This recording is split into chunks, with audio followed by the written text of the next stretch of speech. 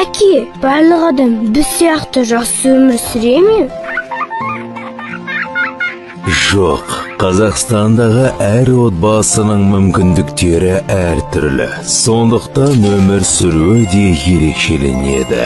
Ал олардың қаншалықты жақсы өмір сүретінін қалай білуге болады? Ол үшін қонаққа келіп, бәріміздің қалы өмір сүріп жатқанымызды сұрастыратын арнайы адамдар, интервьюерлер бар. Солардың жұмысының нәтижесінде мемлекет қазақстандықтардың әл-ауқатын жақсарту үшін дұрыс шешім қабылдай алады. Ал олар біздің не қалайтынымызды қалай біледі? Олар қызықты сұхбат жүргізеді. Әркімнің қажеттіліктерін жақсы түсіну үшін ересектер мен балаларға сұрақтар қояды. Бұл адамдар кім? Олар не туралы сұрайды? Интервьюерлер ұлттық статистика бюросында жұмыс істейді. Және олар өте тәжірибелі.